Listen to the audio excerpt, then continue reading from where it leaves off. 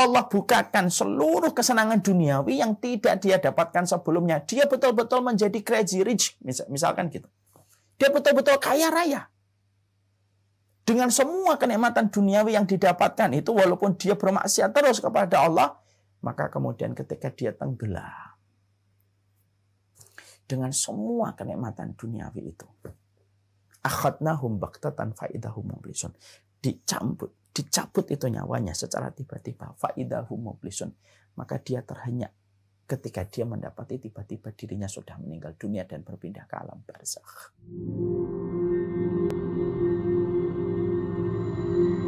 Mari kita belajar mentadaburi satu ayat di dalam surat Al-An'am, di mana ayat ini adalah ayat yang penting untuk kita jadikan perenungan dan refleksi di dalam surat Al-An'am 44. Allah menyampaikan pada ayat ini, ya. Falamma nasu ma dzukiru bihi fatahna alaihim abwaaba kulli syai'in hatta idza farihu bima utu akhadnahum baghtatan fa idahum mublisun. Allah menyampaikan pada ayat ini, falamma nasu ma dzukiru bihi, kalau manusia itu sudah lupa, ya, ma dzukiru bihi, terhadap peringatan yang kami berikan kepada mereka. Perhatikan. Jadi di situ ada nasu, ada dzukiru. Nasu itu apa sih Ustaz? Lupa.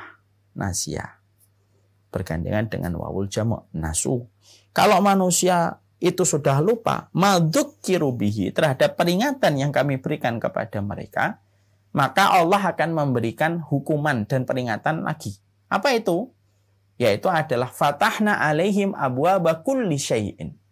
Jadi kalau manusia itu bermaksiat, melakukan dosa, dan melakukan perbuatan-perbuatan yang Allah tidak ridho, Allah murka kepada perbuatan yang dia lakukan, maka Allah akan memberikan kepada manusia yang lupa kepada peringatan-peringatan Allah supaya dia taat, supaya dia meninggalkan maksiat, lalu dilupakan oleh manusia itu, maka Allah akan memberikan kepada manusia itu apa? Fatahna alaihim abwaaba kulli syai'in.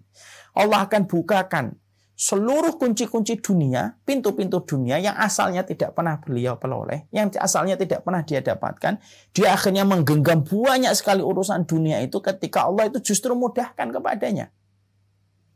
Jadi kalau ada orang sudah lupa peringatan Allah, jangan salah paham, jangan salah mengambil kesimpulan. Orang yang lupa sama Allah dijadikan sakit, belum tentu. Orang yang kemudian lupa itu dijadikan dia kena musibah alam, belum tentu, belum tentu. Tapi kita belajar pada surat Al-An'am, Allah itu kalau sudah mendapati manusia itu lupa terhadap peringatan ma dzukiru bihi, apa yang kami peringatkan kepadanya, untuk kemudian ngikutin jalan kebenaran, meninggalkan jalan kebatilan, sudah diingatkan oleh Allah, ini loh tanda-tandanya.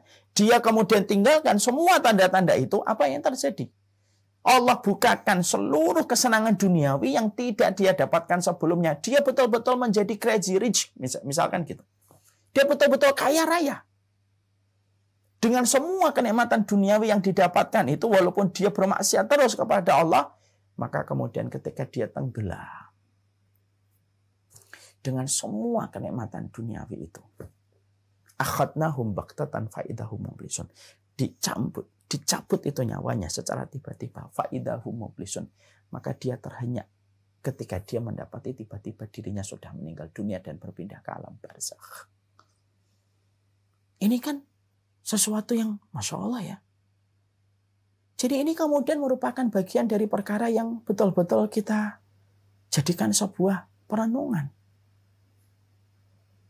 Karena keimanan itu sebenarnya adalah bagaimana kita mengaktifasi transmisi keimanan kita itu supaya kita paham setiap peringatan dari Allah.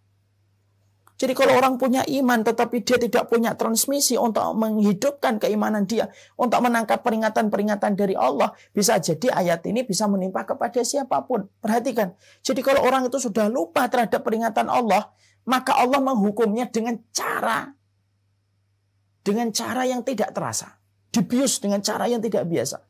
Dijadikan dia menggenggam dunia yang asalnya tidak dia dapatkan. Padahal dia terus berdosa kepada Allah, terus bermaksiat kepada Allah. Ketika dia sudah melewati semua perkara itu, ketika menggenggam semua kesenangan dan kenikmatan duniawi itu, dia mati, dan ketika mati dia terhenyak mempertanggungjawabkan semuanya.